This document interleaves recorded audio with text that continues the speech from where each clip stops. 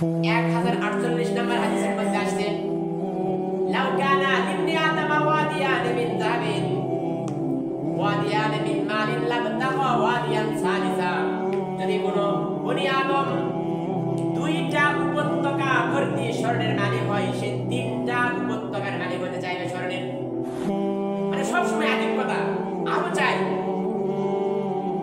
মানুষ এই সম্পদের পিছনে পড়ে দেখবেন যারা পাওয়ার টেলার চালায়, সারা রাত অন্যের জমি চাষ করতেছে, সারা রাত যায়, ফজর যায়, রোজা টোজা কিছু কোনো খবর নেই, এই দুনিয়া নিয়ে ব্যস্ত। সামনে রমজান, কাপড় বিক্রেতারা দেখবেন ওই যে দোকান খুলছে সকালবেলা, রাত 12টায় বন্ধ, তারা ইটার আগে সব চলে যায়, এগুলা কোনো ফিকির নেই। আল্লাহ বলেন এই সম্পদ দুনিয়া, এটাই তোমাদেরকে আল্লাহ আখিরাত ভুলিয়ে দিয়েছে। রাসূলুল্লাহ সাল্লাল্লাহু আলাইহি ওয়াসাল্লাম এই আশঙ্কায় পড়ে গেছেন। বুখারীর মধ্যে আসছে 3870 নম্বর হাদিসের বর্ণনা।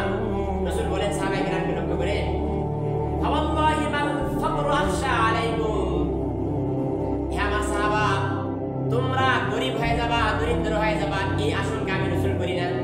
তোমরা না খেয়ে থাকবা, দরিদ্র হয়ে যাবা, এই আশঙ্কা আমি করি না। ওয়ালাকিন্নী আখশা আন তুবসাতা আলাইকুমুদ দুনিয়া কামা বুসিতাত আলা মান কানা ক্বাবলাকুম, বরং আমি রাসূলের আশঙ্কা হয় যে তোমাদের উপরে দুনিয়া এরকম ভাবে বিছিয়ে দেওয়া হবে যেরকম পূর্ববর্তীদের জন্য বিছিয়ে দেওয়া হয়েছিল, অর্থাৎ অনেক অর্থ সম্পদের মালিক তোমরা হয়ে যাবা।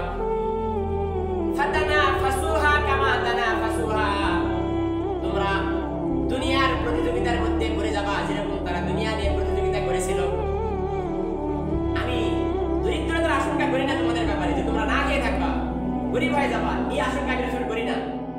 আমার আশঙ্কা হলো এটা যে এত সম্পদ হবে তোমাদের, যে সম্পদের মধ্যে করে তোমরা আল্লাহ আখিরাত সব ভুলিয়ে যাবে। এটাই রাসূল বলেন শেষে।